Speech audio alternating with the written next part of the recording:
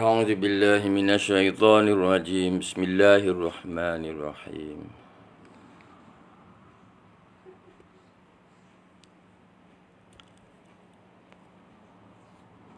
الحمد لله رب العالمين والصلاة والسلام على سيدنا محمد أشرف المرسلين وعلى آله وصحبه أجمعين سبحانك لا علم لنا إلا ما علمتنا إنك أنت العليم الحكيم رب اشرح لي صدري ويسر لي أمري واحلل عقدة من لساني يفقهوا قولي آمين. Assalamualaikum warahmatullahi taala wabarakatuh. Selamat datang ke kuliah promosi buku materia medika terbaru di Malaysia, iaitu Materia Medika Homeopati. Okey. Materia Medika Homeopati ada satu buku yang ditulis oleh Prof Muhammad Yaakob.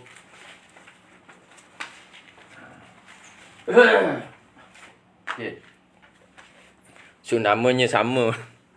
Apa yang kita terbitkan dengan buku ini namanya sama. Ejaan dia beza.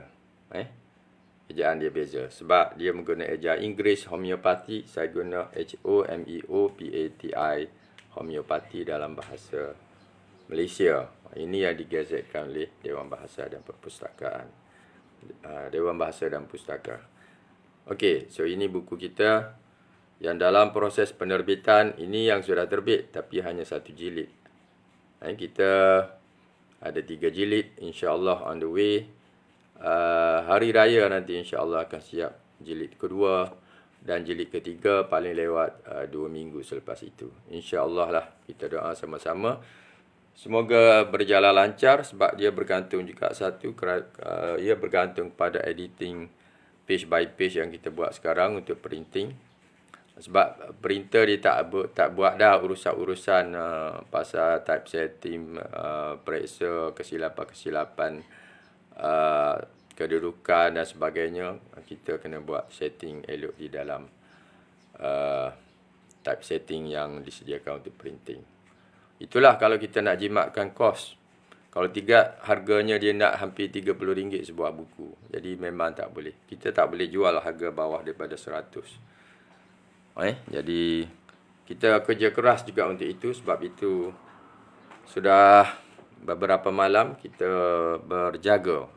Alhamdulillah bila kita berjaga malam ni, apa yang bagus, ini saya nak share lah, berkongsi. Walaupun kalau kita bangun untuk solat tahajud, mungkin kita bangun pukul 4, pukul 5, sempat lagi solat tahajud. Mungkin kita biasa bangun begitu. Paling awal pun kita akan bangun pukul 3 pagi. Itu kalau kita nak solat tahajud. Dan memanglah waktu itu waktu yang tenang, orang lain tidak ada yang ganggu, dan kita boleh solat kita dengan Allah Subhanahu Wa Taala sahaja. Begitu juga saya dapati bila saya banyak berada malam, sebab saya lihat memang tidak ada gangguan waktu itu. Berbanding kalau di waktu siang, macam-macam lagi ada kita kena uruskan. Tengah-tengah buat kerja pun kita kena layan juga urusan rumah dan anak-anak dan sebagainya. Jadi Alhamdulillah tak ada yang masuk. Puan Nurliza pergi mana Puan Nurliza? Masing-masing sibuk hari ni. Okey. Saya cuba add dahulu.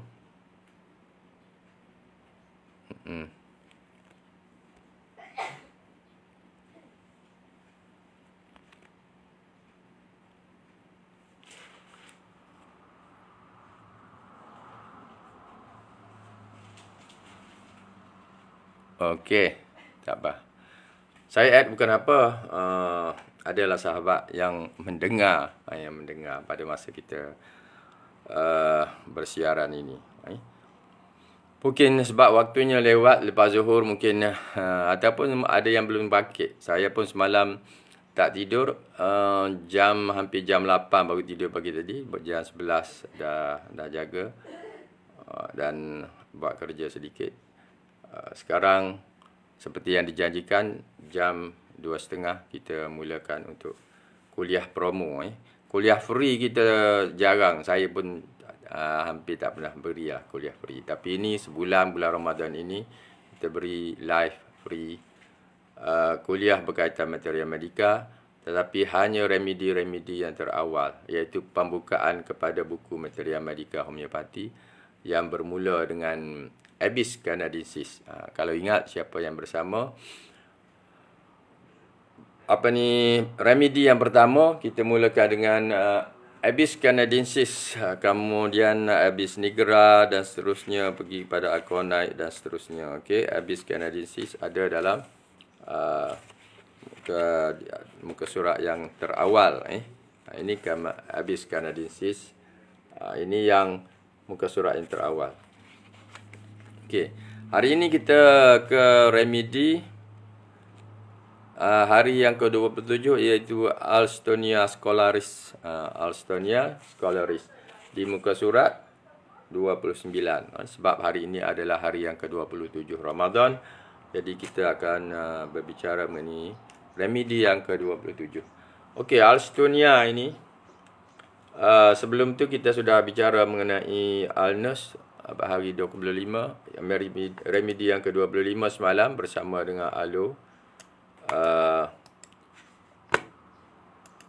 Saya tidak nak bicara panjang mengenai apa yang telah kita bicarakan.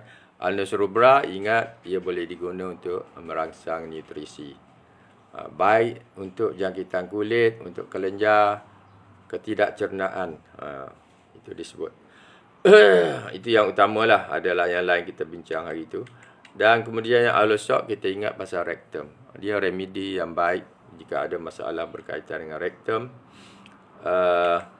Dan dia baik juga untuk mengembalikan keseimbangan fisiologi selepas pesakit banyak menelan ubat-ubatan. Itu disebut. Okey, simptom-simptom rektum selalunya menjadi penentu. Okey, itu berkaitan dengan alo. Banyak lagi isu kita sebut hari itu. Lumbago, ada sakit mata, retak mereka diserang cirit-birit, cirit-birit yang teruk. Kita ada sebut cerita semalam dah. So kita tak ulang, kita terus pergi pada remedi hari ini. Ringkas saja remedi hari ini, tetapi kita nak lihat apa yang baiknya daripada remedi yang boleh dikatakan rare. Rare di sini, kalau rujuk pada Dr. Casey Banja, tidak ada disebut catatan oleh Casey Banja. Baik sebagai leading remedies ataupun remedi kecil yang disaran, yang dipandang penting, tidak ada. Tapi remedi ini ada dalam buku Dr. Boric dan ada dalam Dictionary of Material Medica G.H. Clark. Okay, so kita akan lihat kepada dua material medika ini untuk bicara di sini, dan juga pergi satu persatu hasil yang kita terjemahkan daripada buku material medika homeopati yang dituliskan oleh Dr. Boric dalam bahasa Inggeris. Itu kita bahasa terjemahan kita lah, nama buku kita. Penyakit-penyakit berupa malaria. Ini dia mulakan dengan ayat penyakit-penyakit berupa malaria beserta diarrhea, dysentery, anemia, penghadaman lemah. Semua ini bersama dengan malaria. Kalau ada, cantik untuk dari segi kegunaannya. Penyakit-penyakit berupa malaria beserta diarrhea, dysentery, anemia, penghadaman lemah adalah beberapa kondisi umum yang menyarankan remedi ini. Beberapa keadaan umum yang menyarankan penggunaannya. Saya sebut kondisi ya. Di setengah tempat kita sebut keadaan. Condition ini kita selalunya diterjemahkan sebagai keadaan. Tapi dalam setengah kes saya terjemah sebagai kondisi terus. Ini pun bahasa yang dibenarkan oleh Dewan. Antara karakteristik remedi. Antara karakteristik remedi untuk kita ingat. Rasa kosong dalam perut. Rasa kosong. Rasa kosong dalam perut. Hampa dalam abdomen. Benda hampir sama. Rasa kecut perut. Lebih kurang begitulah. Rasa kecut perut. Dalam bahasa Inggeris, Alstonia, dalam bahasa Inggeris, apa yang kita terjemahkan sebagai rasa kosong ni? Dalam bahasa Inggeris disebut gone sensation in stomach. Kemudian sinking in abdomen. Tenggelam dalam abdomen. Ini rasa tenggelam. So rasa kosong dalam perut dan hampa dalam abdomen itu. Ya. Itu yang kita fikir sesuai untuk diistilahkan bagi maksud Dr. Borik. Rasa kosong dalam perut. Kita dalam keadaan kosong dan kita rasa, Masya Allah. Bagaimana? Susah nak cerita rasa kosong. Rasa hampa, rasa memang rasa tak ada makanan. Tak ada makanan dan yang pentingnya kita rasa, kalau istilah orang Kelantan dikata rasa kecut perut. Kecut perut. Terkejut perut. Masya Allah, kecut perut. Melihat sesuatu keadaan-keadaan kita sebut perkataan, oh rasa kecut perut. Bagaimana nak bayangkan rasa kecut perut? Mungkin mereka yang berpengalaman boleh cerita atau boleh rasa. Tapi ini adalah simptom yang menjadi karakteristik remedi, rasa kosong dalam perut, rasa hampa dalam abdomen, serta kelesuan, debility. Debility ini penting, kelesuan yang amat dalam Alstonia scolaris. Kerana itu, ia merupakan satu tonik selepas demam yang meletihkan. Kalau kita menghadapi demam dan kita sangat letih kesan daripada demam, kita boleh ambil Alstonia scolaris sebagai tonik untuk sihat kembali. Okey. Boleh tak? Boleh dapat gambaran tak? Kalau mereka yang belajar homeopati, dah banyak remedi lain yang kita bincang berkaitan, yang mungkin kita tahu berkaitan dengan tonik selepas demam. Umpamanya gelsemium ataupun kalifos. Itu remedi-remedi kita boleh guna kalau kita sembuh daripada demam tapi keletihan yang sangat. So sini satu tonik selepas demam yang meletihkan. Rujuk pada Alstonia. Bagus. Simptom partikular, hanya satu tempat saja simptom partikular untuk remedi Alstonia ni. Sahabat kita tak online kalau tidak dia ada buat catatan di sini. Dia tak jawab tadi pun dah saya dah hantar WhatsApp dah. So dalam abdomen pencaharan hebat. Pencaharan hebat, purging. Istilah di sini disebut apa? Violent purging. Pencaharan ganas.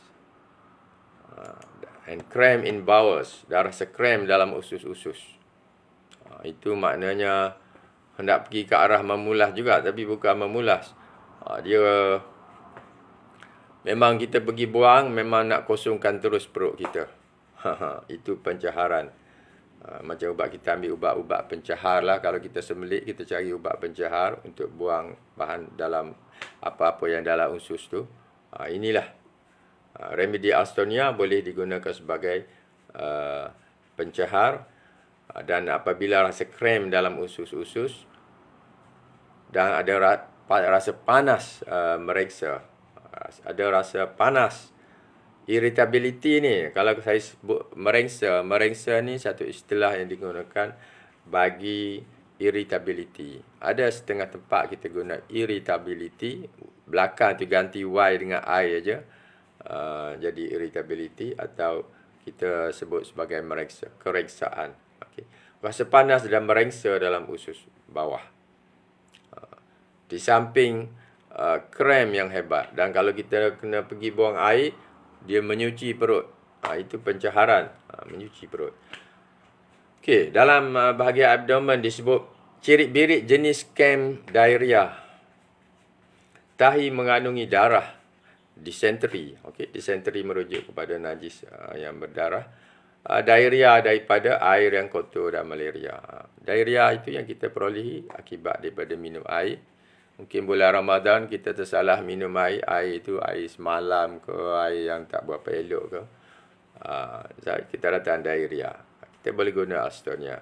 Selain arsenik tu, kita boleh guna Alstonia dan malaria. Ada kes-kes malaria.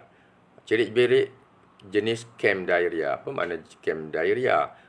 Saya pun terjemah saya terjemah kem diarrhea Sebab ada 2-3 tempat juga nama camp diarrhea. Setengah tempat mungkin tak sesuai lah nak terjemahkan sebagai diarrhea kemah.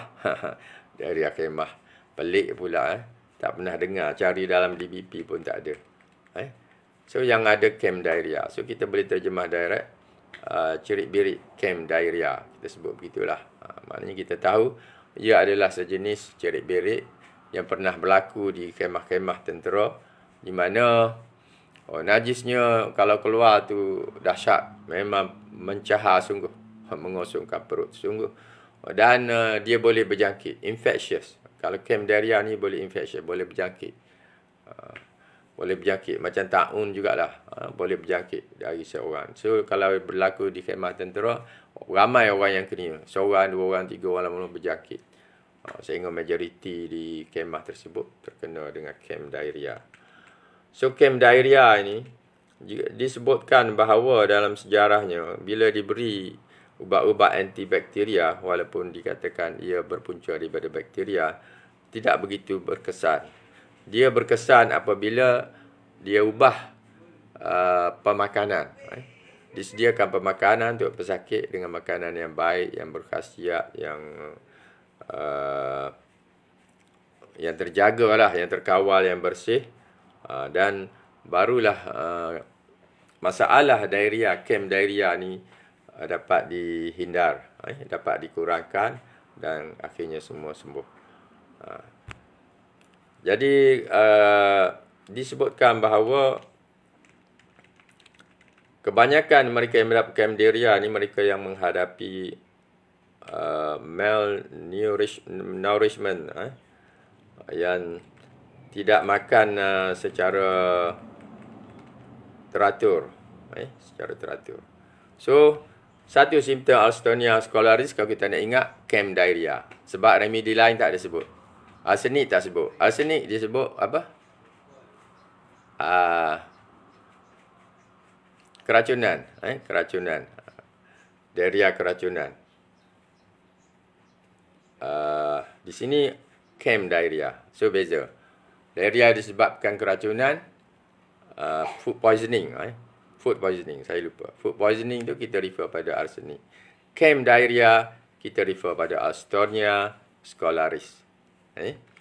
So ini jelas disebut dalam remedi ini sebagai camp diarrhea, yang mana tahinya mengandungi darah serupa dengan dysentery, dan biasanya disebabkan oleh air yang kotor dan dalam keadaan di mana malaria, ada pesakit malaria. Kalau pesakit malaria mengalami diarrhea ini, sesuai juga untuk remedi ini. Dan tinja cair. Tinja ni istilah bagi feces ataupun najis. Najis itu saya guna tinja di sini. Bahasa Inggerisnya, kenapa saya guna tinja? Saya tak guna tahi. Ada setengah saya guna tahi. Okey. Kita tengok istilah dia. Diarrhea immediately after eating. Diarrhea from bad water, malaria, painless watery stools. Diarrhea immediately after eating. Wow. Di mana datang tinja. Diarrhea immediately after stool, painless watery stools. Okey. Painless watery stools. Okey, stools ini saya ambil sebagai tinja.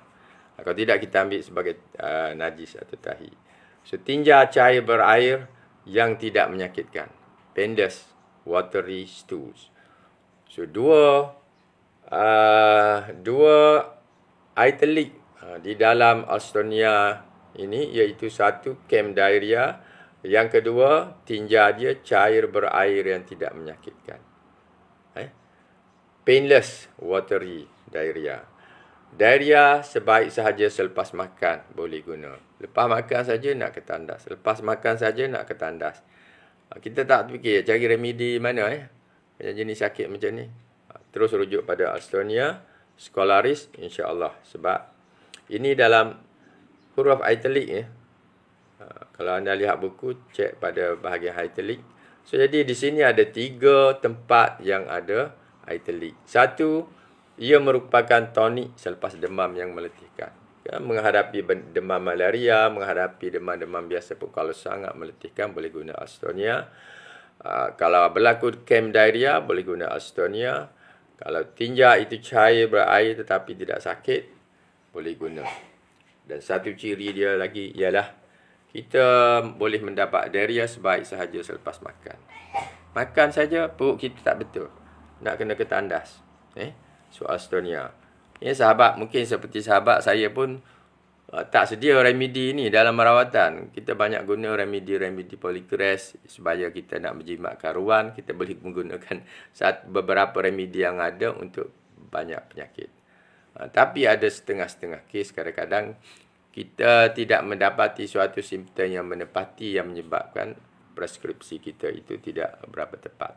So dalam kes seperti ini, kalau kita tahu ini jenis kem diarrhea, ini jenis diarrhea lepas makan aja terus berak, kita terus pergi pada Alstonia. Jadi ada bagus juga kalau kita simpan remedi ini di bilik rawatan atau di rumah.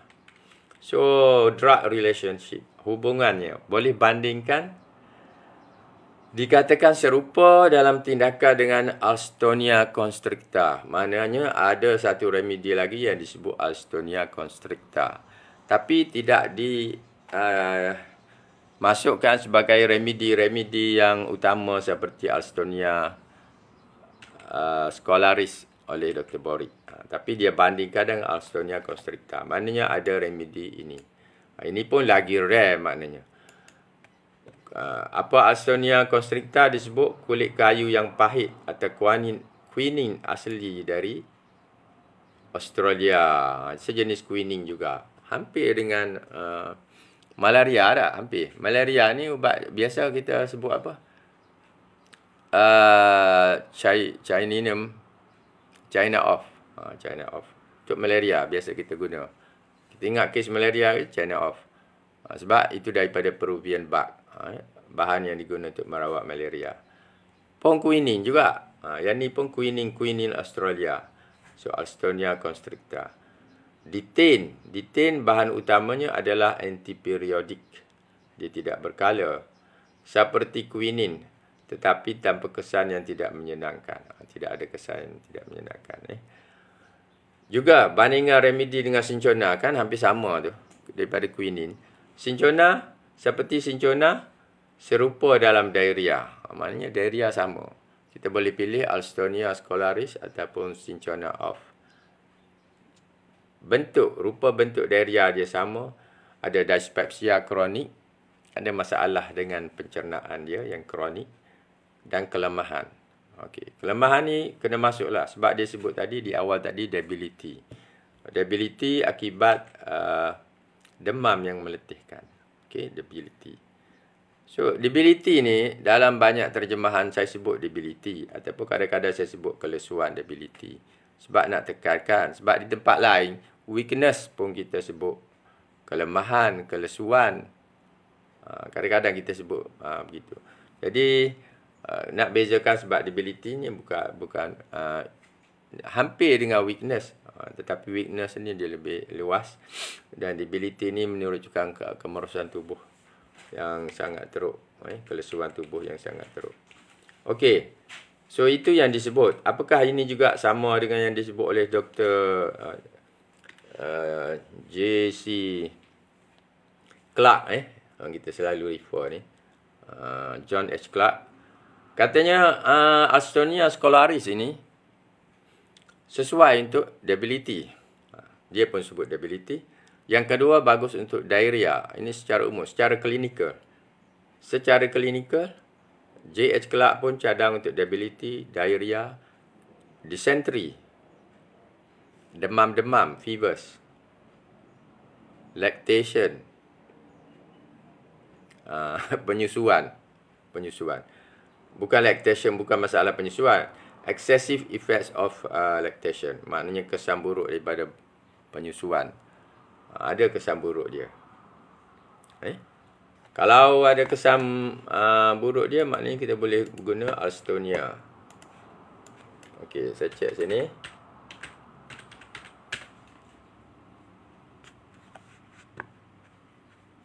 Okey. Okey. So betul lactation. Kesan daripada penyusuan. Dia ada juga sebut yang lain yang tidak disebutkan oleh Dr. Borik. Disebut boleh guna untuk leukoria, lienteria. Lienteria ni apabila kita dapati dalam najis itu ada makanan-makanan yang tidak cerna. Ada palpitasi, ada muntah-muntah disebabkan kehamilan dan kelemahan yang sangat dalam pada rahim. Ini disebut oleh John H. Clark. John H. Clark. Okey. Sedikit tambahan daripada John H. Clark ni. Remedi ini memang telah diuji buktikan. Yang semalam kita sebut remedi sebelum apa ni? Kita sebut ada yang tidak di-proof. Pada masa itulah remedi ini telah diuji buktikan oleh Dr. Kashkat.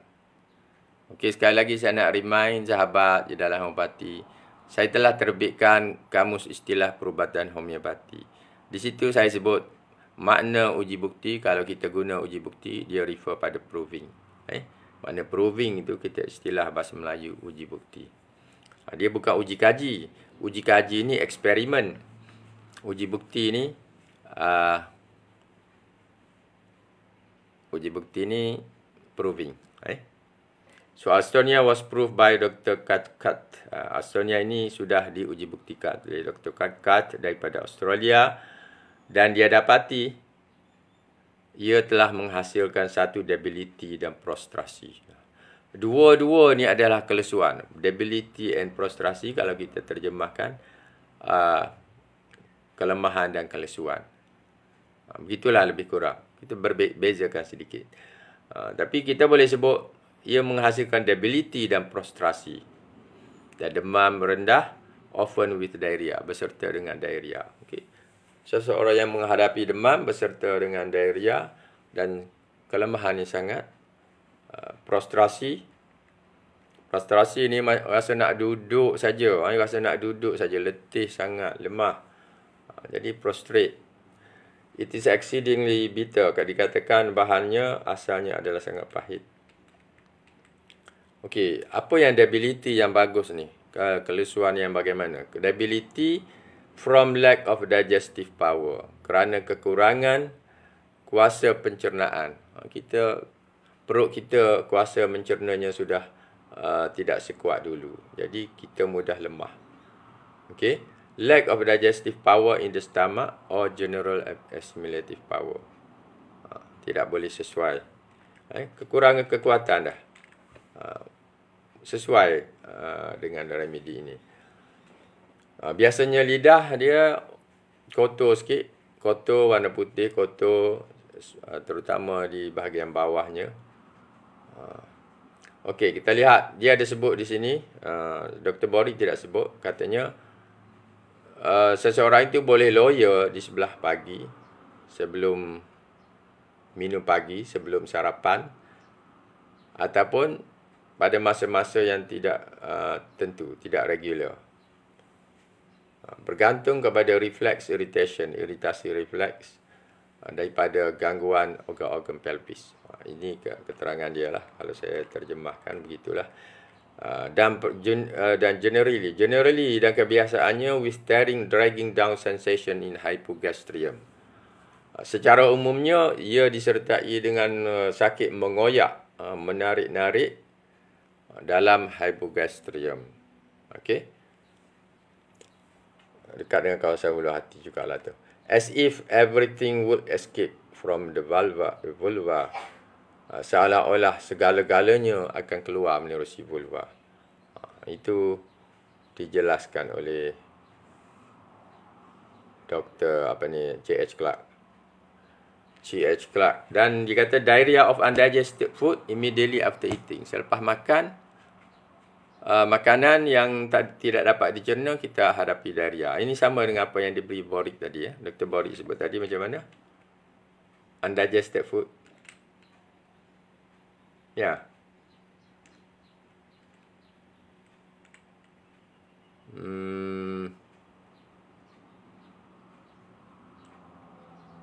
Ada tak?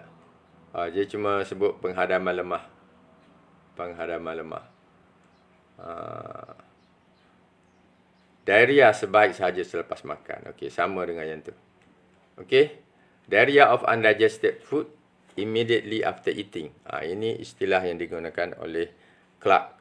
Berbanding dengan Boric, diarrhea yang berlaku selepas makan, yang lebih umum. Yang di sini dia sebut undigested food. Okey. So, simptom-simptom ini telah disembuhkan oleh Alston. Ini keterangan daripada Clark. In the patient who had taken much iron, yang telah mengambil banyak zat besi, after failure of pulsatilla, selepas gagal guna pulsatilla, sepia, sulfur, silika, natriumur. Semua remedi ini gagal. Dia ada simptom seperti ini. Diarrhea, makanan tidak cerna, sebaik sahaja selepas makan. Ini telah disembuhkan oleh Alston. Okay, ini diceritakan oleh dalam buku Dr. J.H. Clark. Boleh refer, sahabat yang nak refer boleh refer. Tetapi berbalik kepada buku kita, itulah remedi yang ke-27, Alstonia scolaris. Satu remedi yang berguna untuk dalam kes malaria, yang di dalamnya ada diarrhea, ada dysentery, mungkin anemia, darah sudah kurang menyebabkan kita sangat lemah, penghadaman juga lemah. Ini sesuai dengan Alstonia scolaris. Ia adalah tonik demam yang meletihkan. Okey. Dan yang italic yang kita baca tadi ada 3 tempat. Satu, boleh guna sebagai tonik untuk sebarang demam yang menyebabkan kita tersangat letih. Boleh guna kalau diarrhea itu memiliki ciri chem diarrhea kita sebut. Dan yang ketiga, yang italicnya disebut tinja atau najis itu cair berair. Tidak menyakitkan. Dan kalau berlaku diarrhea, sebaik saja selepas makan. Okey, itu sahabat. Jadi Alhamdulillah tidak panjang pada hari ini. Saya pun nak jimatkan suara dan tekak ni. Sebab nak teruskan kerja sedikit. Saya merancang untuk menghantar jilid 3 ini hari Selasa, Rabu kalau sempat. Kita post saja, kita email sahaja kepada printer. Nanti dia ambil, dia print balik. Dia hantar ke sini dan saya akan check balik printing. Maknanya kalau dia bekerja pada hari Sabtu, 2 hari selepas raya, saya boleh buat double check yang last dan boleh terus print. Kalau 15 maknanya saya jangka kalau 10 hari, 25 hari bulan boleh siap. InsyaAllah lah. Ramai yang sudah tidak sabar nak memiliki. Ada yang nak bayar hold on kata, buku dah ada ke tak? Buku memang tak ada. Yang ada hanya jilid 1. Kalau duduk berdekatan boleh datang ambil pun jilid 1. Saya serahkanlah. Siapa yang dah bayar tu tidak ada masalah. Kalau nak tunggu post, kita post ke semua sekali. Kenapa cantik kita post semua sekali? Kerana buku ini saya dah minta kalau boleh printer ni buat siap dengan cover dia lah. Cover untuk ketiga-tiga buku. Sebab buku ni tebal. Buku tebal. Saya kata buat cover. Nanti saya cari cover yang rekah sahaja untuk balut buku tersebut. Kalau tidak, saya kena cari kotak pula. Banyak pula nak hantar kotak. Dah dekat 30 orang ni yang telah pre-book. Yang pre-book. Yang bayar masa siap nanti tak tahu. Sebab itu saya minta masa. Saya dah sebut. Orang yang nak pre-book ini sampai 13 hari bulan saja. Hari raya kita stop. Mungkin dalam sekitar 30 orang yang masuk. Kita akan packing. Sampai tu kita terus packing. Katakan 25 hari bulan. 25 antara 25 hingga 30 ataupun awal Jun tu. Peringkat-peringkat kita buat pengepusan dah. Tidak ada order masa tu. Jadi jangan tak payah buat pembayaran. Saya minta PPHM nanti akan off-kan dia punya platform supaya kita akan start balik selepas perasmian atau pelancaran buku tersebut, insya-Allah lah. Sebab saya sudah dinasihatkan supaya melancar buku tersebut. Sebab ini buku yang pertama kali yang dibuat seumpamanya mengandungi nearly 100% boric remedy Dr. Boric. Okey, itu saja hari ini sahabat. Terima kasih kepada yang bersiaran langsung. Siapa yang tidak bersama boleh tonton selepas ini. Saya tidak delete semua Saya nak maklum, sesi bulan Ramadan ni, melainkan saya ada tersilap tekan, saya tidak delete. Saya tidak kata selepas sebulan ke, ia akan hilang. Sebab untuk sahabat-sahabat merujuk dan mereka yang hendak membeli buku, dia rujuk apa yang kita bicarakan, apa yang ada dalam kandungan. Terima kasih Puan Wan Kasmani yang bersama kita pada hari ini. Mudah-mudahan puasa kita diterima oleh Allah Subhanahu Wa Taala. Ada lagi 3 hari, Isnin, Selasa, Rabu, dan masa inilah masa kita hendak merebut ganjaran yang ditawarkan oleh Allah Subhanahu Wa Taala. Itu saja untuk hari ini. Salam puasa, salam Ramadan, selamat berbuka puasa. Terima kasih. Assalamualaikum warahmatullahi taala wabarakatuh.